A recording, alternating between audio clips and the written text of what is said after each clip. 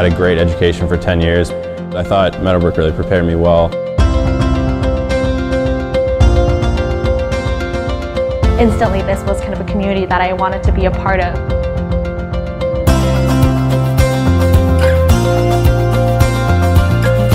I'm James McGrath. I graduated class of 2012. I went to Meadowbrook for 10 years. I was a lifer. Hi, I'm Suan. I'm from the class of 2016. I'm currently a junior at Phillips Exeter Academy. I'm at Boston College, class of 2020. In my free time, I'm actually a helicopter pilot. My kind of primary academic passion is in the humanities. I'm studying finance and management leadership. Finance, I think, is just going to give me a good background because ultimately one day I want to own my own company. I'm a staff writer for the Exonian, which is our school newspaper. I'm also a writing editor for Pendulum, which is our literary and arts magazine. I'm studying management and leadership as well because it's sort of a good segue into entrepreneurship and just learning kind of the ins and outs of how to be a good leader. One of the kind of first leadership opportunities that I was able to really take advantage of was the Best Buddies program at Meadowbrook. I think being a captain was probably the first formal leadership opportunity I had. In my 8th grade year, I was captain of lacrosse, basketball, and soccer. Not only was I a buddy, but I was also able to serve as chapter president for our chapter with the Cotting School. It was challenging, but it was always rewarding to help, especially the younger kids on the team. That experience taught me a lot about leadership, is specifically the collaboration aspect of it. The most important skill isn't actually like independence and trying to lead everything on your own, but really knowing when to step back, knowing your strengths and weaknesses even when you're in a position of leadership, and knowing how to utilize the strengths and weaknesses of your kind of fellow leaders. All throughout middle school, the various trips we went on to Alton Jones and Gettysburg and eventually Costa Rica, I think prepared me. As any other Meadowbrook student, Costa Rica was one of the most formative experiences of my 3 years at Meadowbrook. It was about class bonding, but we also had like kind of couple days of service where we visited the Pawnee Transitional Home. These are kids with some really difficult stories to share, and I really wanted to do a little more. Isabella Haig, Meadowbrook alum, she had been leading a summer trip, more service-oriented. Jack Green and I took that organization on, and that's been an incredible experience. The best part of the academics here at Meadowbrook is that you're always surrounded by really smart people.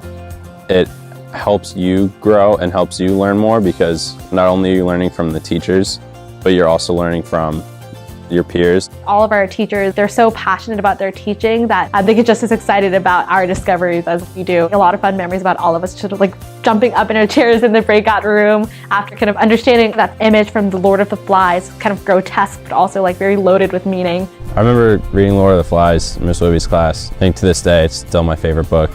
She taught me some active reading skills that I still use today, even in college. We were actually asked not only to do like a writing analysis of Macbeth, but also to develop it into art and kind of take different themes. I think mine was light versus darkness and how that kind of has some moral symbolism to it as well. And I kind of created this globe thing. I remember it was really exciting to think that in English it wasn't just about, written words, but actually merging that with the arts. English in a way is just like a literary art. In 6th grade in life science, we had to do a cell project where we had to make a cell and show the different parts of the inside of the cell. I remember making mine out of a basketball. It's an old Spalding basketball I had in my garage that I turned into a cell. In Mr. Canfield's geometry class, I remember that was a class that all of us really were like suddenly, oh, this is real math. Like we struggled a little bit as a class. He did make it so fun though, because even though we struggled, I think he really continued to emphasize kind of that practical application side of geometry. One of the best aspects of Meadowbrook is that nothing was easy. It was always a safe environment to try and to fail, but it was challenging throughout. It was okay to make mistakes. It was okay to ask the same question multiple times and still not really get the answer. It progressively got more challenging, and I think the more times my classmates and I successfully got through different challenges, the more prepared we were to face the next ones. We're actually trying to delve into something that is usually above the middle school level. We were complaining about the 40 pages of reading every night, and Ms. Wibby just told us, this is what you have to do in high school. And we were like, oh, it's okay, like we'll be fine. And then we got to high school, and I'm actually like really grateful that I had that experience. I'm glad it was challenging. the faculty members here, I think they, in some respects, kind of knew more about me as a student, kind of as a person, about my character than I did, kind of my inclinations, my academic inclinations. It's really special to come back and having people remember me, know my name, and point out things that I used to do that sometimes I don't even remember. The people that I built really strong relationships here, they're still around, they still kind of check in on me. There's still some faculty members that I keep in touch with today. One of the most formative experiences and the most valuable relationships that I built here was with Ms. Rapsiak. We meet up for lunch every now and then as well.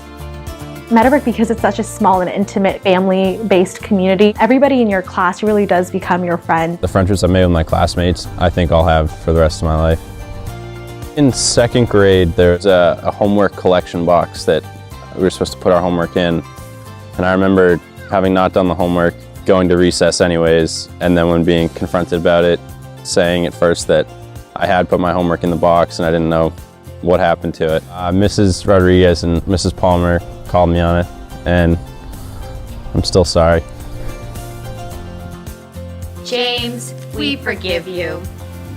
Every day I felt loved, and it started from the faculty and continued down with the students. I truly did feel valued and loved by all the faculty members as well as the students in my 3 years here. The push and emphasis on a strong community wasn't something that was just talked about, it was something that was actually enacted every day.